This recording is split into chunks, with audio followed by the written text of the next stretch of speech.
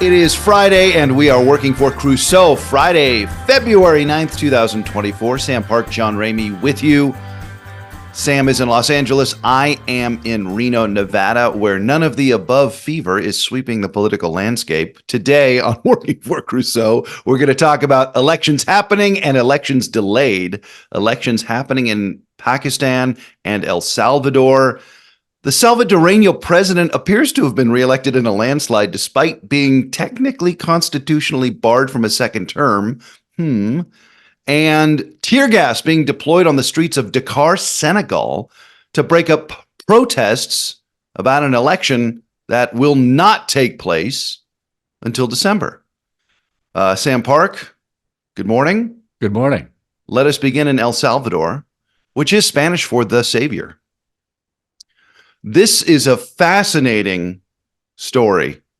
And spending time in Los Angeles, living there part-time as I do, living there full-time as you do, the infamous Salvadoreño street gang, MS-13, has a component in this story. El Salvador is a country of 6.6 million people. It's the 104th largest GDP in the world. And right now, the electoral authority in El Salvador is hand-counting ballots in the country's presidential and legislative assembly elections, because there were some system failures in transmitting the votes. There is not really a doubt about the re-election of President Nayib Bukele. 83% of the majority of the vote counted. So it's an apparent landslide, although the country's election authorities have not declared him the winner. He has declared himself the winner. Almost instantly. Yeah. The Washington Post has declared him the winner. Other reputable outlets have declared him the winner. The hand count is going on regarding legislative seats. He's not even really allowed to run for a second term, but his supporters in the legislative branch that appoint who's on the constitutional court basically said the law says something different to what it says. And he's wildly popular because he has cracked down on MS-13 crime and other gangs. Right. Crime, the huge story in El Salvador. And so effectively they have elected a strong man who smashed up the two existing political parties and now looks like he's consolidating power with massive popularity. Correct.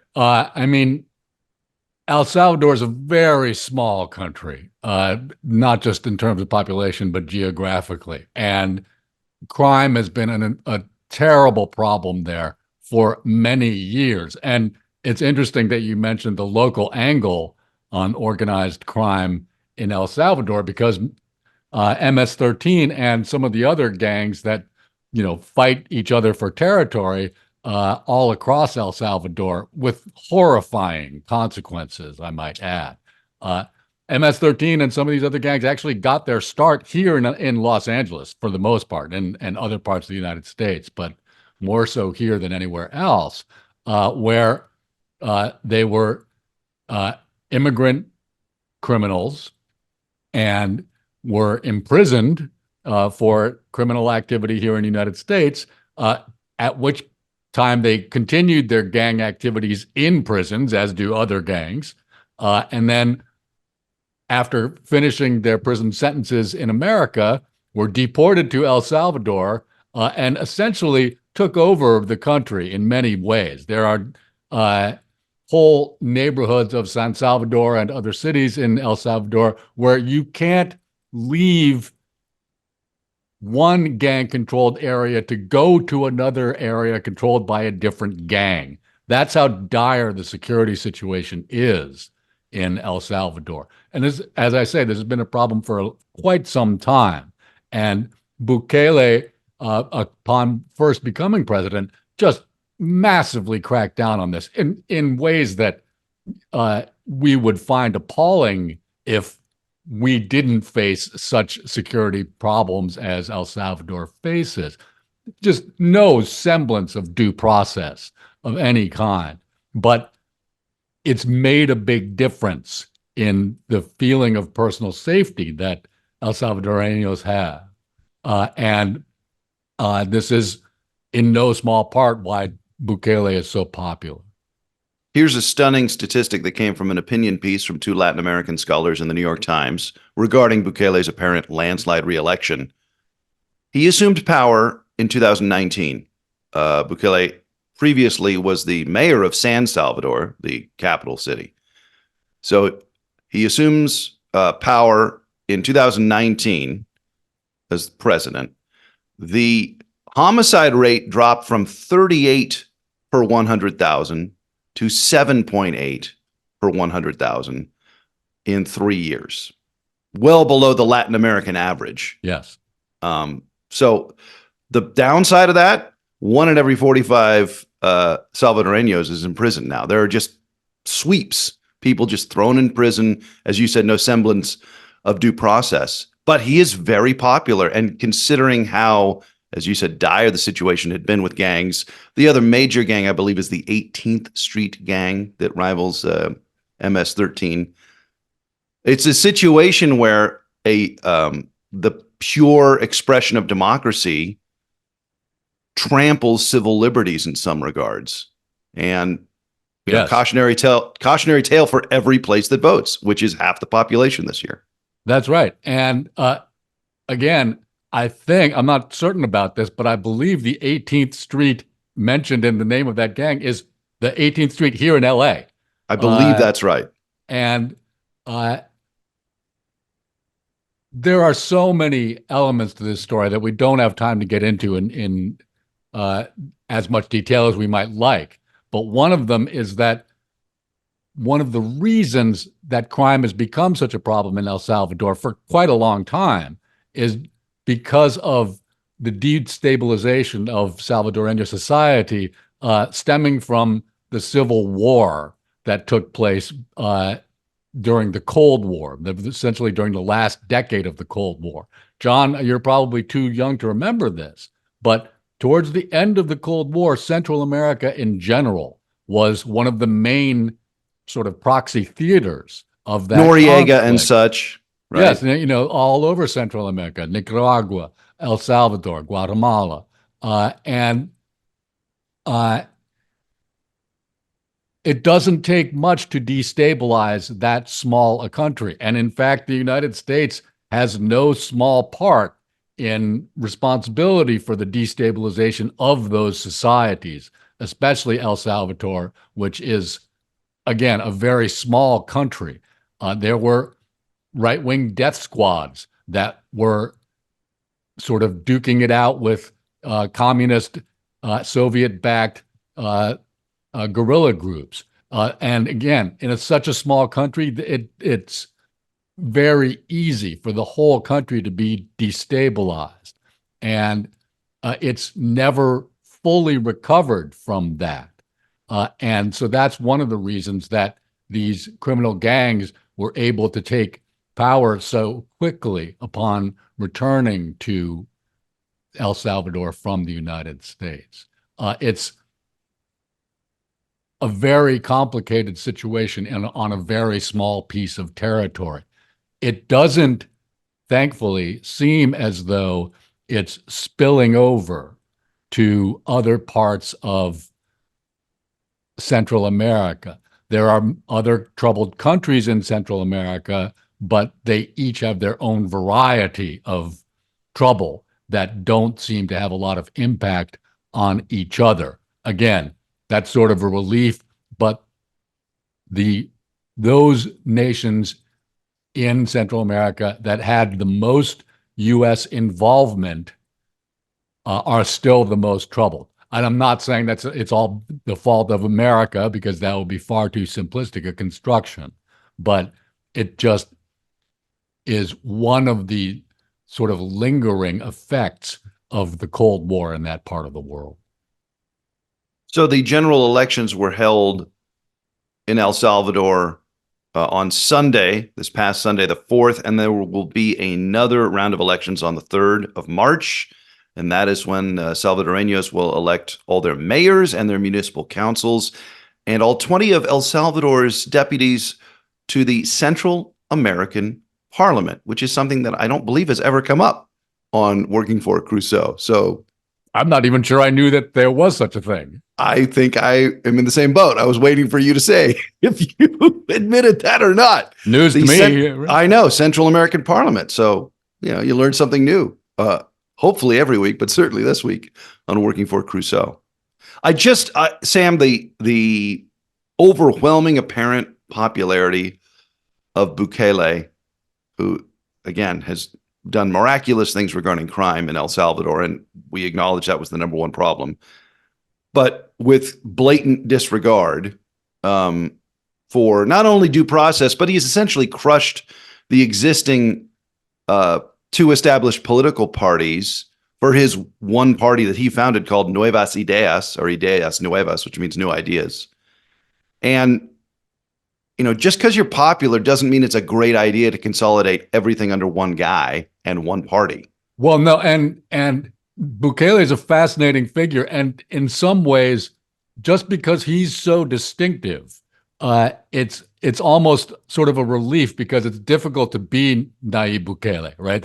He's 42. He's handsome. Yeah. He referred to himself as the world's coolest dictator. That's right. Point. He's of Palestinian ancestry, right? His parents are, I think his father, that is, was a Palestinian immigrant to El Salvador, of which I didn't know there were a whole lot of them. There probably aren't, actually, right? But he very frequently actually refers to himself as the world's coolest dictator. He, as one of his economic policies, although I'm not sure we should actually call this a policy, but he instituted Bitcoin as a national currency for El Salvador. Now, I don't think that's actually gone very well. I don't think you can, I don't think a lot of people go to stores and buy their groceries using Bitcoin. It's just more of a sort of branding exercise for him. But it's, again, we should be thankful that there aren't a lot of other people in Central America like Nayib Bukele. And it'll be interesting to see, because again, he's a very young man. He could hold on to power for quite some time, right? If he could somehow serve a second term, what's to stop him from serving, 3, 4, 5, however many terms? And he could live a very long time. We'll see how this works out. Again, we should be happy that this doesn't seem to be emblematic of larger trends in the region.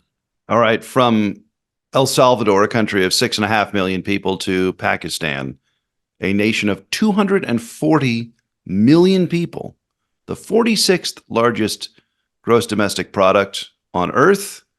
General elections held yesterday, February 8th, to the 16th National Assembly. So there are 266 seats in the assembly. There are 44 political parties in Pakistan, but really only 3 major ones. The big issues: political instability, security issues, and an economic crisis. And the conventional wisdom prior to the election was 3-time former Prime Minister Nawaz Sharif was going to be elected for a 4th term. He is returning after a forced exile from court convictions. But thus far, this election appears to be much closer than people anticipated. Yes, this is the most fascinating thing that's happened in Pakistani politics for quite some time. And we touched on this last year when Imran Khan, the head of the Pakistan, I think it's Pakistan Tehreek Insaf Party. It is the PTI. Yeah, the PTI, or Movement for Just, the Pakistani Movement for Justice is what that stands for. When he was first arrested last year, we reported on it then.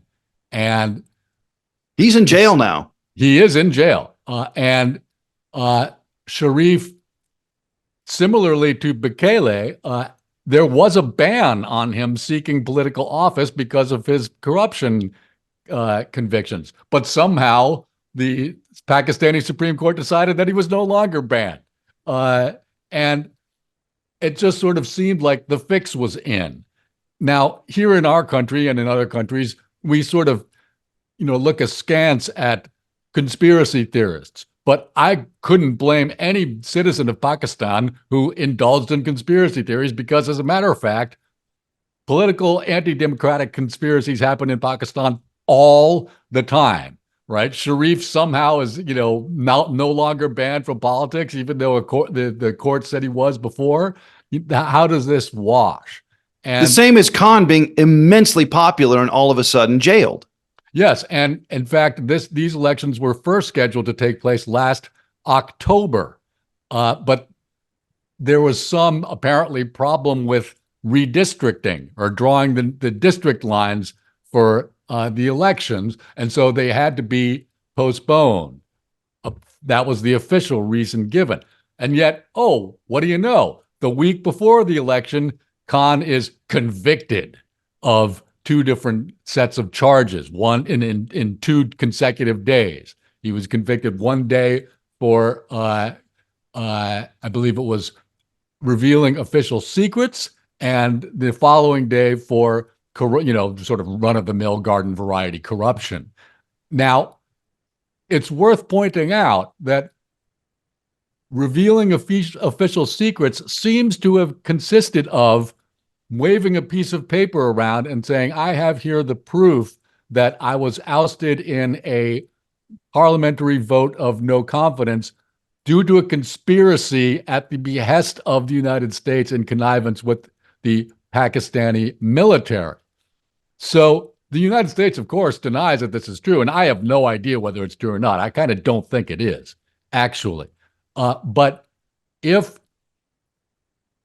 that was how he revealed official secrets, then it would seem to lend credence to the idea that the United States was somehow involved. Otherwise, why would this be classified? If nothing actually happened, why should there be classified information about it? It's possible, however, that this is what we would, in our country, think of more as a conspiracy charge. That is, he is charged with the intent of revealing official secrets. In other words, if this had happened, it would be classified information, and Khan would be revealing it. So I don't know enough about Pakistani law, or American law for that matter, to say if that's the case or not. I'm guessing that might be the nature of the charges against him. But to return to the main point, the election has to be postponed so that these convictions can be handed down a week before the new date of the election. This is how it could easily seem to anybody inside of Pakistan. And the reality is, it's the military in Pakistan that's running the machine, right? That's how Khan got the no confidence vote, because he crossed the military. That's right. I'm pretty sure that's how Sharif got in trouble, because he crossed the military. As a matter of fact, no Pakistani prime minister has ever completed a term since the establishment of Pakistan in 1947. Wait, so it's Pervez Musharraf did not complete a term? I'm not sure if he was ever actually the prime minister. Right. Great point. Yeah, he was president. He was the president and overthrew Nawaz Sharif. I can't remember if that was the last time Sharif was prime minister or not. It's right. After a while. So, as France 24 pointed out, it's a revolving door. Great metaphor for Pakistani politics. So the three parties, it's Sharif and the Pakistan Muslim League. It's Khan, who can't run because he's in jail, with the Pakistan Tehreek Insaf, the PTI. And then, so Khan couldn't run, but he did vote from jail, I read in published reports. And then the third major party has the candidate of Bilawal Bhutto Zardari. That's the Pakistan People's Party, the PPP. And if you listen carefully, Bilawal Bhutto Zardari is the son of Benazir Bhutto, the assassinated former prime minister, and the son of former President Asif Ali Zardari, and the grandson of former President Zulfikar Ali Bhutto. Right. So it's all kind of the same. It's the same characters, or at least the same dynasties. Yes, it echoes much of what we were talking about in Bangladesh a couple of weeks ago when they had their elections. In fact, all over the Indian subcontinent, there are parties that are essentially family dynasties.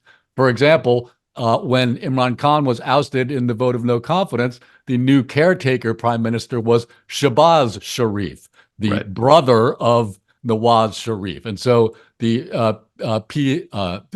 PMLN party is essentially a family concern of the Sharif family, and the PPP is a concern of the Bhutto and al-Zardari families. And their son now is the PPP candidate. And so quite a lot of Imran Khan and the PTI's popularity just stems from him being the first major force in Pakistani politics to break this sort of family duopoly of that has been in place for many, many years. And it seems as though people are so sick of this sort of thing that that the PTI, well, that is independent candidates assumed to be affiliated with the PTI have really done extraordinarily well in this election, to the surprise of many observers, because everybody thought that all these fixes that have been put in, that we've just been detailing, the convictions of Khan, the postponement of the election so that the convictions could be handed down, the vote of no confidence. Everyone thought that this would kind of work, and it would just sort of depress turnout amongst followers of the PTI, just to constantly be giving them the signal, this is not going to work out for you. We're going to fix this against you. It doesn't seem to have worked. In fact, it might have had exactly the opposite effect. Of no small note, 12 people, at minimum 12 people have been killed and 39 wounded nationwide in Pakistan during attacks aimed at disrupting the vote. That's according to the military. And there are multiple reports of a couple of explosions in one province in particular. So this is not fake news. There have been violent acts, armed groups. There was a suspension of mobile phone services that prompted accusations of political engineering. Again, you could hardly fault people for being conspiracy minded when so often it actually is a conspiracy by the military to orchestrate how these elections work. Yes, but we should split those things up. Yes. For example, the terrorist attacks took place in the western province of Baluchistan, which is a very large geographically. That is a very large piece of land, but it's not all that densely populated. And it's been a restive province throughout the history of Pakistan, as we've talked about before. And in fact, the suicide bomb attacks were attributed to and claimed credit for by Islamic State. And so this is that's very much not the military of Pakistan. That's right. So whereas the mobile internet on election day was suspended across the nation, and again, the PTI party of Imran Khan has a lot of appeal, especially amongst younger Pakistani voters. In fact, the demographic profile of Pakistan is extraordinarily young and getting younger all the time right now. And I think that might have been part of the miscalculation of the people trying to fix the election for the PLMN. I always get that wrong. At the PMLN. And because if you shut down the mobile internet, it's about as good a way as I can think of to really anger younger people and right. and say, well, Sam, it's a country of 240 million people. I mean, that's 2/3 the size of the United States. Could you imagine what it would be like here if the mobile internet went out to 2/3 of the population on election day? Exactly.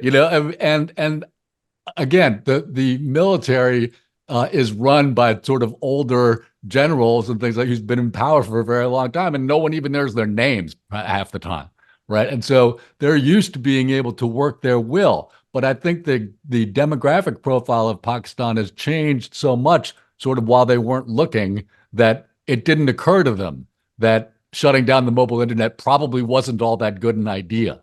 And maybe you should have just relied on the other machinations you were engaging in to get this done for you, because just a blunder, I think, frankly. You mentioned in passing candidates officially independent but thought to be affiliated with the PTI, Imran Khan's party, are doing better than anticipated. The reason they're independent and not claiming the PTI is because the PTI's not allowed to run in this election, if I understand that correctly. That's right. Saying you're in the PTI would be a good way of ending up in jail, actually, right? If you're a candidate. There are some parallels to the El Salvador election that we just talked about a moment ago, in that their Khan was the figure that broke up the duopoly, similar to Bukele breaking up the two-party system that had been in place and had been ineffective in combating El Salvador's biggest problems. There are just, as you see democracies evolve and mature, there are natural patterns of erosion that we can see. And I think we'll continue to see as we cover 49% of the world's population, holding elections this year. Yes, and in particular in Pakistan today, but certainly not exclusive to them across the world, one of the biggest problems is corruption.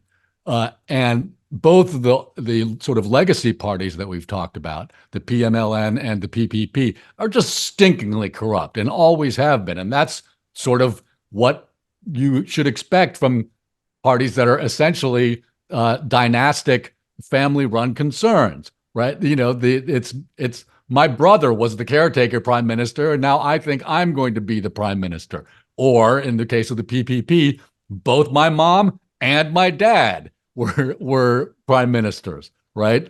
When al-Zardari's father was prime minister, he was known as Mr. 10%.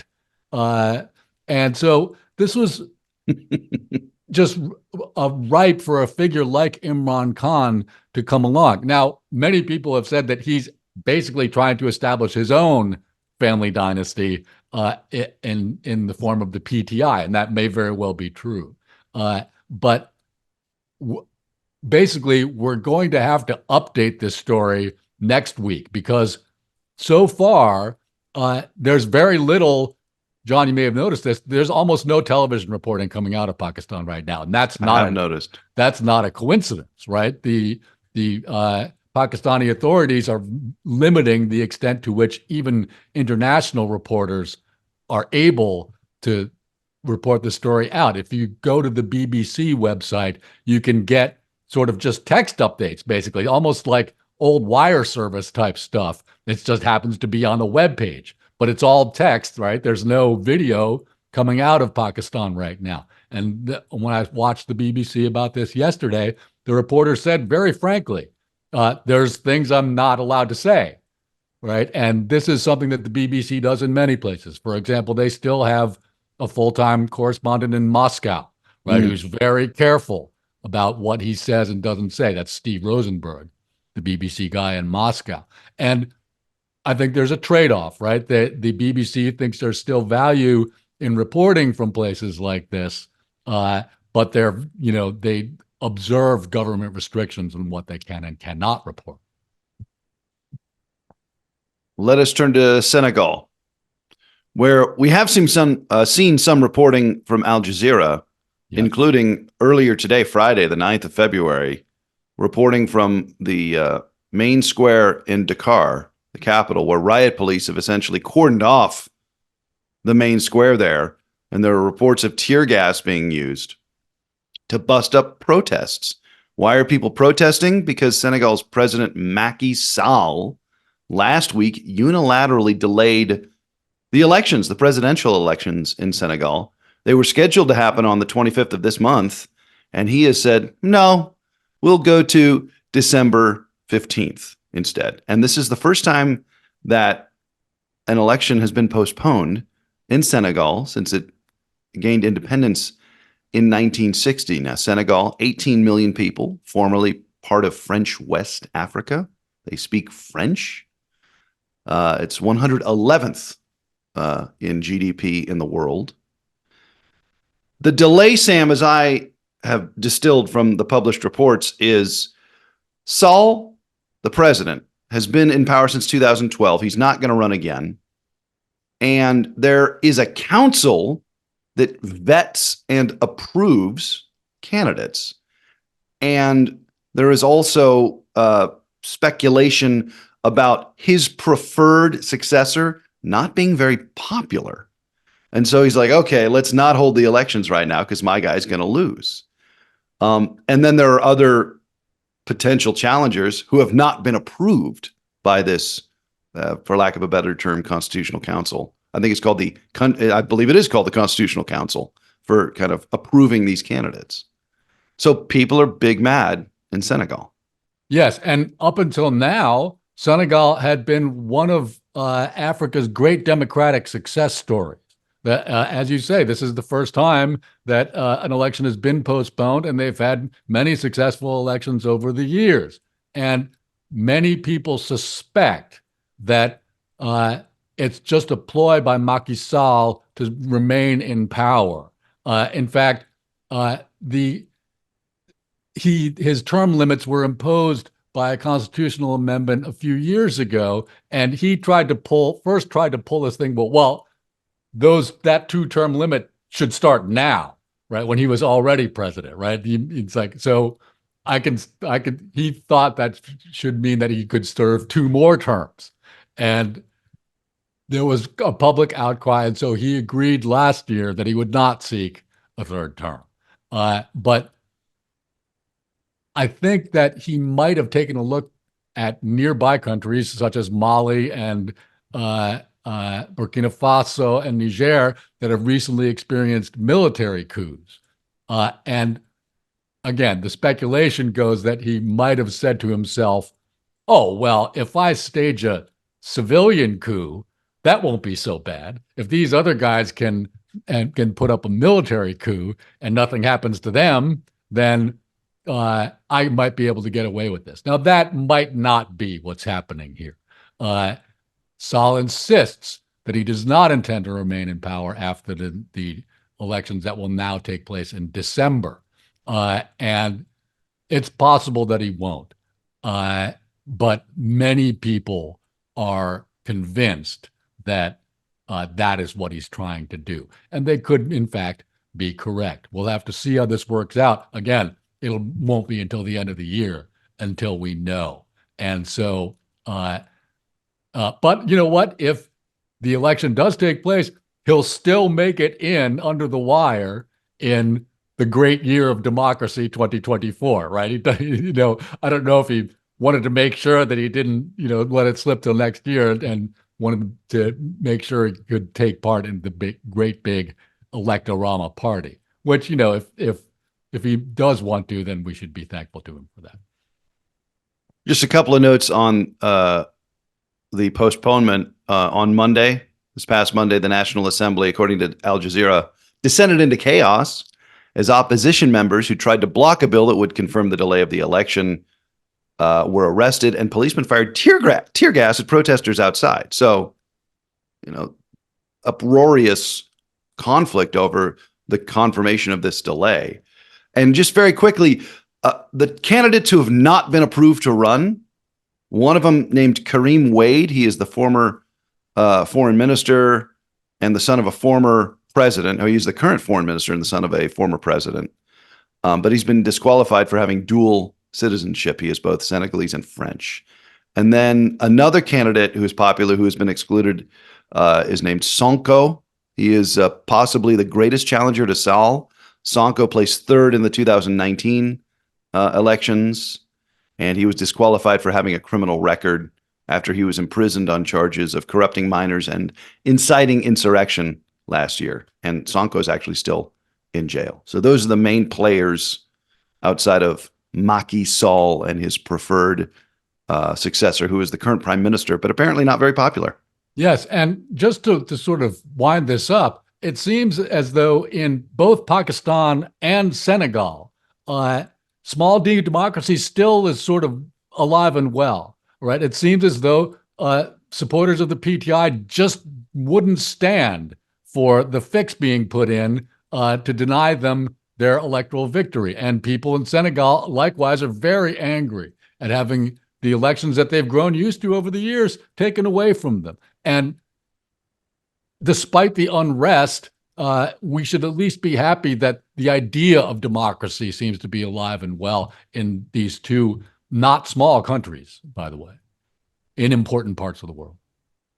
in 2024, it now seems like we exist, as far as on this podcast, on a spectrum, and the one spectrum is election, and the other end, or the one end of the spectrum is election, and the other end is war.